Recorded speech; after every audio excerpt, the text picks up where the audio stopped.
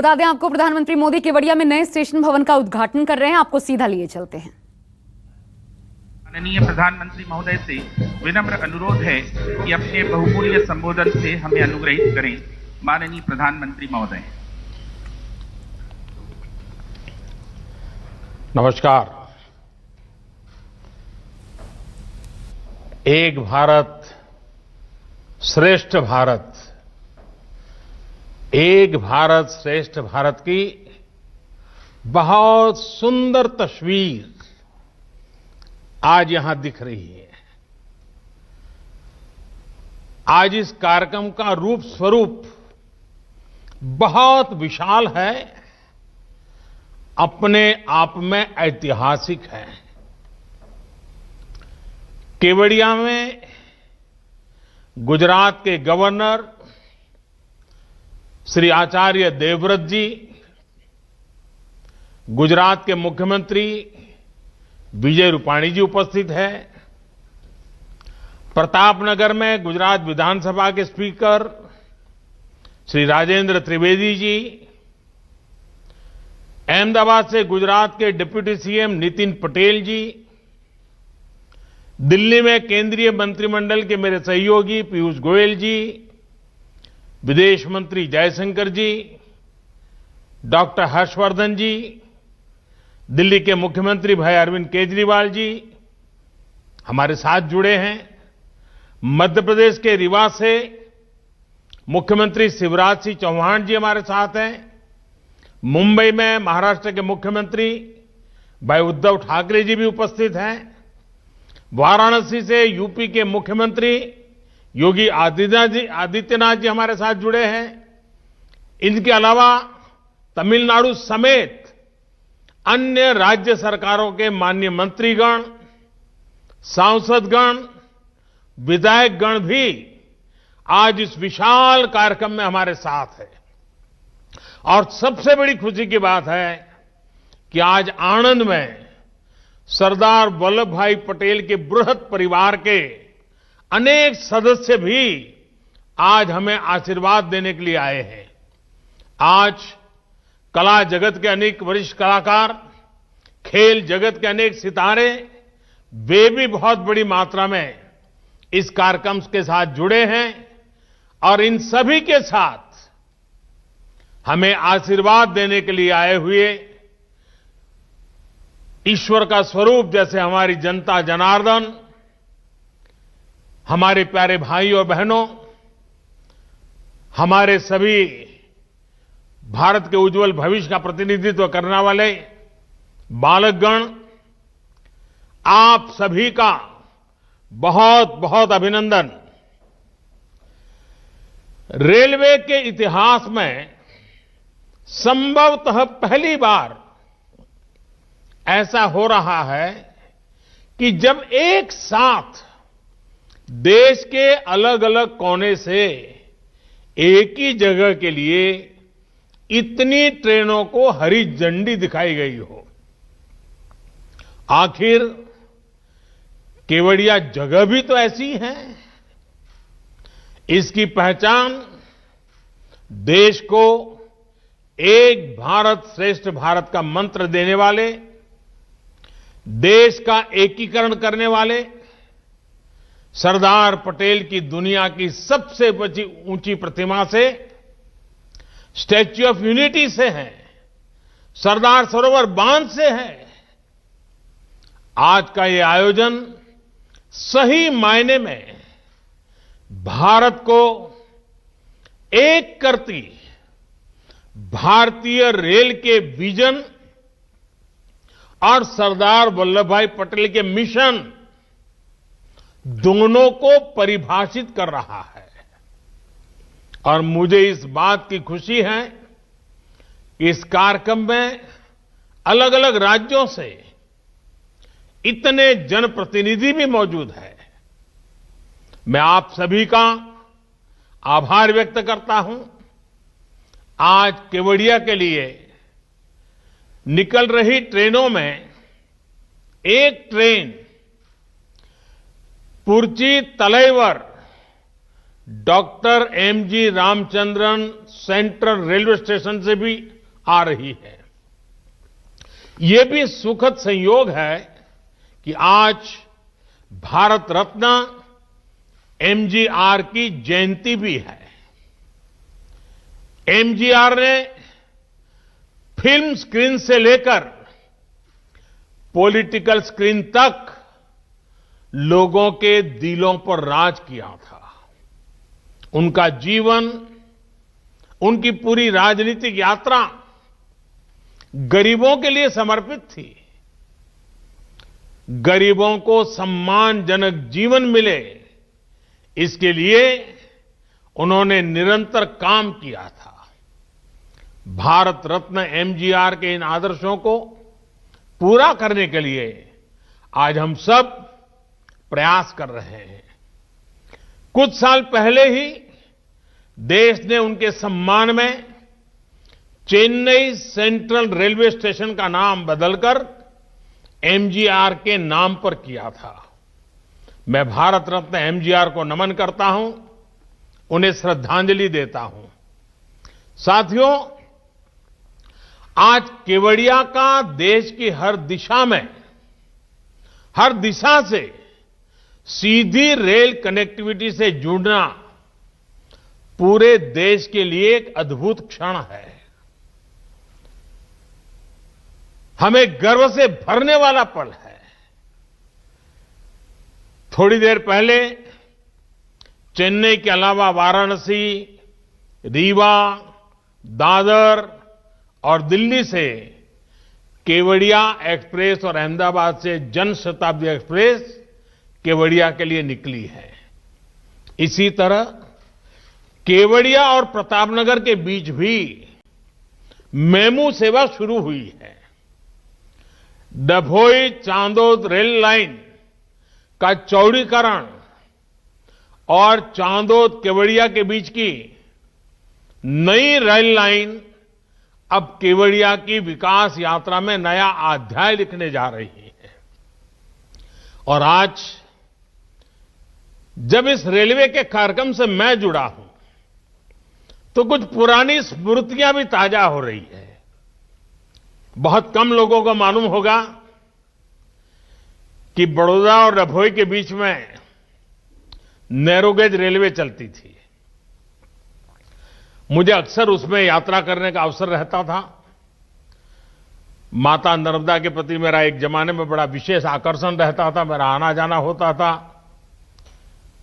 जीवन के कुछ पल मां नर्मदा की गोद में बिताता था। और उस समय इस नैरोगेज ट्रेन से हम चलते थे। और ये नैरोगेज ट्रेन का मजा ये था कि आप उसकी स्पीड इतनी धीमी होती थी, कहीं पर भी उतर जाइए, कहीं पर भी उसमें चढ़ जाइए, बड़े आराम से। इवन कुछ पल तो आप साथ साथ चले तो ऐसा लगता है कि आपकी स्पीड ज्यादा है। तो मैं भी कभी इसका मजा लूटता था, लेकिन आज अब वो ब्रॉड गेज में कन्वर्ट हो रहा है। इस रेल कनेक्टिविटी का सबसे बड़ा लाभ स्टैच्यू ऑफ यूनिटी देखने आने वाले टूरिस्टों को तो मिलेगा ही। ये कनेक्टिविटी केवड़िया के आदिवासी भाई बहनों का जीवन भी बदलने जा रही है। ये कनेक्टिविटी सुविधा के साथ साथ रोजगार और स्वरोजगार के नए अवसर भी लेकर आएगी। ये रेल लाइन मां नर्मदा के तट पर बसे कर्नाली, पोइचा और गरुड़ेश्वर जैसे आस्था से जुड़े महत्वपूर्ण स्थानों को भी कनेक्ट करेगी। और ये बात सही है, ये पूरा क्षेत्र एक प्रकार से स्पिरिचुअल वाइब्रेशन से भरा हुआ क्षेत्र है। और इस व्यवस्था के कारण जो आमतौर पर आध्यात्मिक गतिविधि के लिए यहां आते हैं, उनके लिए तो बहुत ही एक प्रकार था, ये बहुत बड़ी भेंट सौगात है। भाइयों और बहनों, आज केवड़िया गुजरात के सुदूर इलाके में बसा एक छोटा सा ब्लॉक नहीं रह गया है, बल्कि केवड़िया विश्व के सबसे बड़े टूरिस्ट डेस्टिनेशन के रूप में आज उभर रहा है। स्टैच्यू ऑफ यूनिटी देखने के लिए अब स्टैच्यू ऑफ लिबर्टी से भी ज्यादा टूरिस्ट पहुंचने लगे हैं। अपने लोकार्पण के बाद करीब करीब 50 लाख लोग स्टैच्यू ऑफ यूनिटी को देखने आ चुके हैं। कोरोना में महीनों तक सब कुछ बंद रहने के बाद अब एक बार फिर केवड़िया में आने वाले टूरिस्टों की संख्या तेजी से बढ़ रही है। एक सर्वे में अनुमान लगाया गया है कि जैसे जैसे कनेक्टिविटी बढ़ रही है, भविष्य में हर रोज 1 लाख तक लोग केवड़िया आने लगेंगे। साथियों, छोटा सा खूबसूरत केवड़िया इस बात का बेहतरीन उदाहरण है कि कैसे प्लान तरीके से पर्यावरण की रक्षा करते हुए इकोनॉमी और इकोलॉजी दोनों का तेजी से विकास किया जा सकता है। यहां इस कार्यक्रम में उपस्थित बहुत से गणमान्य लोग शायद केवड़िया नहीं गए होंगे, लेकिन मुझे विश्वास है कि एक बार केवड़िया की विकास यात्रा देखने के बाद आपको भी अपने देश की इस शानदार जगह को देख करके गर्व होगा। साथियों, मुझे याद है जब शुरू में केवड़िया को दुनिया का बेहतरीन फैमिली टूरिस्ट डेस्टिनेशन बनाने की बात की जाती थी, तो लोगों को यह सपना ही लगता था। लोग कहते थे ये संभव ही नहीं है, हो ही नहीं सकता, इस काम में तो अनेकों दशक लग जाएंगे। खैर, पुराने अनुभव के आधार पर उनकी बातों में तर्क भी था। न केवड़िया जाने के लिए चौड़ी सड़कें, न उतनी स्ट्रीट लाइटें, न रेल, न टूरिस्टों को रहने के लिए बेहतर इंतजाम। अपनी ग्रामीण पृष्ठभूमि में केवड़िया देश के अन्य छोटे से गांवों की तरह ही एक था, लेकिन आज कुछ ही वर्षों में केवड़िया का कायाकल्प हो चुका है। केवड़िया पहुंचने के लिए चौड़ी सड़कें हैं, रहने के लिए पूरा टेंट सिटी है, अन्य अच्छे इंतजाम हैं, बेहतरीन मोबाइल कनेक्टिविटी है, अच्छे अस्पताल हैं। कुछ दिन पहले सी प्लेन की सुविधा शुरू हुई है और आज देश के इतने सारे रेल रूट से केवड़िया एक साथ जुड़ गया है। ये शहर एक तरह से कंप्लीट फैमिली पैकेज के रूप में सेवाएं दे रहा है। स्टैच्यू ऑफ यूनिटी और सरदार सरोवर बांध की भव्यता, उनकी विशालता का एहसास आप केवड़िया पहुंचकर ही कर सकते हैं। अब यहां सैकड़ों एकड़ में फैला सरदार पटेल जूलॉजिकल पार्क है, जंगल सफारी है।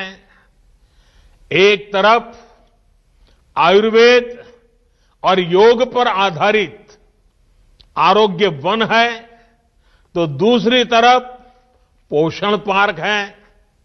रात में जगमगाता ग्लो गार्डन है, तो दिन में देखने के लिए कैक्टस गार्डन और बटरफ्लाई गार्डन है। टूरिस्टों को घुमाने के लिए एकता क्रूज है, तो दूसरी तरफ नौजवानों को साहस दिखाने के लिए राफ्टिंग का भी इंतजाम है। यानी बच्चे हो, युवा हो या बुजुर्ग, सभी के लिए है, बहुत कुछ है। बढ़ते हुए पर्यटन के कारण यहां के आदिवासी युवाओं को रोजगार मिल रहा है। यहां के लोगों के जीवन में तेजी से आधुनिक सुविधाएं पहुंच रही है। कोई मैनेजर बन गया है, कोई कैफे ओनर बन गया है, कोई गाइड का काम करने लगा है। मुझे याद है जब मैं जूलॉजिकल पार्क में पक्षियों के लिए विशेष एवेरी डॉम गया था, तो वहां एक स्थानीय महिला गाइड ने बहुत विस्तार से मुझे जानकारी दी थी। इसके अलावा केवड़िया की स्थानीय महिलाएं, उनको हैंडीक्राफ्ट के लिए बनाए गए विशेष एकता मॉल में अपने सामान की बिक्री का मौका मिल रहा है। मुझे बताया गया है कि केवड़िया के आदिवासी गांवों में 200 से ज्यादा रूम्स की पहचान करके उन्हें टूरिस्ट के होम स्टे के तौर पर विकसित किया जा रहा है। भाइयों और बहनों, केवड़िया में जो रेलवे स्टेशन भी बनाया गया है, उसमें भी सुविधा के साथ साथ टूरिज्म का ध्यान रखा गया है। यहां ट्राइबल आर्ट गैलरी और एक व्यूइंग गैलरी भी बनाई जा रही है। इस व्यूइंग गैलरी से पर्यटक स्टैच्यू ऑफ यूनिटी को देख पाएंगे। साथियों, इस प्रकार के लक्ष्य और लक्ष्य केंद्रित प्रयास भारतीय रेल के बदलते स्वरूप का भी प्रमाण है। भारतीय रेल पारंपरिक सवारी और मालगाड़ी वाली अपनी भूमिका निभाने के साथ ही हमारे प्रमुख टूरिस्ट और आस्था के जुड़े सर्किट को भी सीधी कनेक्टिविटी दे रही है। अब तो अनेक रूट्स पर विस्टाडोम वाले कोचेज भारतीय रेल की यात्रा को और आकर्षक बनाने वाले हैं। अहमदाबाद केवड़िया जनशताब्दी एक्सप्रेस भी उन ट्रेनों में से होगी जिसमें विस्टाडोम कोच की सुविधा मिलेगी। साथियों, बीते वर्षों में देश के रेल इंफ्रास्ट्रक्चर को आधुनिक बनाने के लिए जितना काम हुआ है, वो वाकई अभूतपूर्व है। आजादी के बाद हमारी ज्यादातर ऊर्जा पहले से जो रेल व्यवस्था थी, उसको ठीक ठाक करने या सुधारने में ही लगी रही। उस दौरान नई सोच और नई टेक्नोलॉजी पर फोकस कम ही रहा। ये अप्रोच बदली जानी बहुत जरूरी थी और इसलिए बीते सालों में देश में रेलवे के पूरे तंत्र में व्यापक बदलाव करने के लिए काम किया। ये काम सिर्फ बजट बढ़ाना, घटाना, नई ट्रेनों की घोषणाएं करना, यहां तक सीमित नहीं रहा। ये परिवर्तन अनेक मोर्चों पर एक साथ हुआ है। अब जैसे केवड़िया का रेल से कनेक्ट करने वाले इस प्रोजेक्ट का ही उदाहरण देखें, तो इसके निर्माण में, जैसे अभी वीडियो में बताया गया था, मौसम ने, कोरोना की महामारी ने अनेक प्रकार की बाधाएं आई, लेकिन रिकॉर्ड समय में इसका काम पूरा किया गया। और जिस नई निर्माण टेक्नोलॉजी का इस्तेमाल अब रेलवे कर रही है, उसने इसमें बहुत मदद की है। इस दौरान ट्रैक से लेकर पुलों के निर्माण तक नई तकनीक पर फोकस किया गया। स्थानीय स्तर पर उपलब्ध संसाधनों का उपयोग किया गया। सिग्नलिंग के काम को तेज करने के लिए वर्चुअल मोड के जरिए टेस्ट किए गए, जबकि पहले की अगर स्थितियों में ऐसी रुकावटें आने पर अक्सर ऐसे प्रोजेक्ट लटक जाते थे। साथियों, डेडिकेटेड फ्रेट कॉरिडोर का प्रोजेक्ट भी हमारे देश में पहले जो तौर तरीके चल रहे थे, उसका एक उदाहरण ही मान लीजिए। पूर्वी और पश्चिमी डेडिकेटेड फ्रेट कॉरिडोर ने के एक बड़े सेक्शन का लोकार्पण कुछ ही दिन पहले मुझे करने का मौका मिला। राष्ट्र के लिए बहुत जरूरी इस प्रोजेक्ट पर 2006 से लेकर 2014 तक यानी लगभग 8 सालों में सिर्फ कागजों पर ही काम हुआ। 2014 तक 1 किलोमीटर ट्रैक भी नहीं बिछाया था। अब अगले कुछ महीनों में कुल मिलाकर के 1100 किलोमीटर का काम पूरा होने जा रहा है। साथियों, देश में रेल नेटवर्क के आधुनिकीकरण के साथ ही आज देश के उन हिस्सों को रेलवे से कनेक्ट किया जा रहा है जो अभी कनेक्टेड नहीं थे। आज पहले से कहीं ज्यादा तेजी के साथ पुराने रेल रूट का चौड़ीकरण और बिजलीकरण किया जा रहा है। रेल ट्रैक को ज्यादा स्पीड के लिए सक्षम बनाया जा रहा है। यही कारण है कि आज देश में सेमी हाई स्पीड ट्रेन चलाना संभव हो रहा है और हम हाई स्पीड ट्रैक और टेक्नोलॉजी की तरफ तेजी से आगे बढ़ रहे हैं।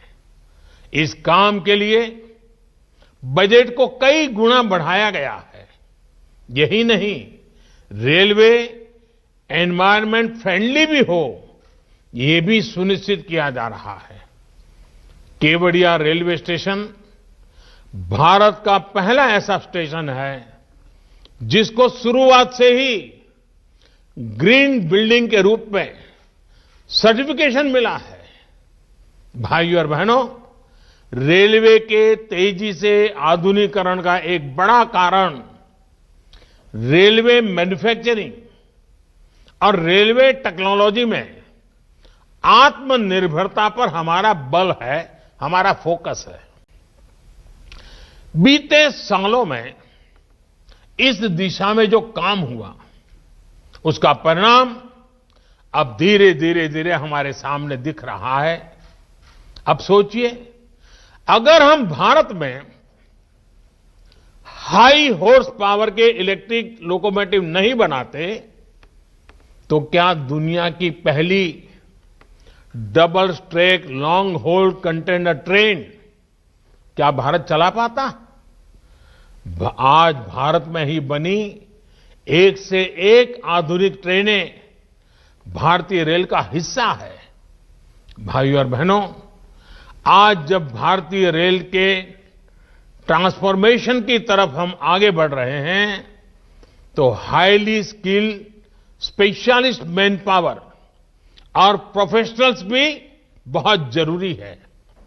वडोदरा में भारत की पहली डीम्ड रेलवे यूनिवर्सिटी की स्थापना के पीछे यही मकसद है। रेलवे के लिए इस प्रकार का उच्च संस्थान बनाने वाला भारत दुनिया के गिने चुने देशों में से एक है। रेलवे ट्रांसपोर्ट हो, मल्टी डिसिप्लिनरी रिसर्च हो, ट्रेनिंग हो, हर प्रकार की आधुनिक सुविधाएं हो, ये सारी चीजें यहां उपलब्ध कराई जा रही हैं। 20 राज्यों के सैकड़ों मेधावी युवा भारतीय रेल के वर्तमान और भविष्य को बेहतर बनाने के लिए खुद को प्रशिक्षित कर रहे हैं। यहां होने वाले इनोवेशंस और रिसर्च से भारतीय रेल को आधुनिक बनाने में और मदद मिलेगी। भारतीय रेल भारत की प्रगति के ट्रैक को गति देती रहे, इसी कामना के साथ फिर से गुजरात सहित पूरे देश को इन नई रेल सुविधाओं के लिए बहुत बहुत बधाई और सरदार साहब को एक भारत श्रेष्ठ भारत का उनका जो सपना था, जब हिंदुस्तान के कोने कोने से स्टैच्यू ऑफ यूनिटी की पवित्र धरा पर देश की भिन्न भिन्न भाषाएं, भिन्न भिन्न वेश वाले लोगों का आना जाना बढ़ेगा तो देश की एकता का वो दृश्य एक प्रकार से नित्य वहां लघु भारत हमें दिखाई देगा। आज केवड़िया के लिए बड़ा विशेष दिवस है। देश की एकता और अखंडता के जो निरंतर प्रयास चल रहे हैं, उसमें एक नया अध्याय है। मैं फिर एक बार सबको बहुत बहुत बधाई देता हूं। बहुत बहुत धन्यवाद। नमस्कार, मैं हूं मानक गुप्ता। अगर आपको हमारा ये वीडियो पसंद आया हो तो इसे लाइक और शेयर जरूर करें, और हां, हमें सब्सक्राइब और फॉलो करना ना भूलें ताकि आप देश और दुनिया की कोई खबर मिस ना करें। तो जुड़े रहिए हमारे साथ और देखते रहिए News 24।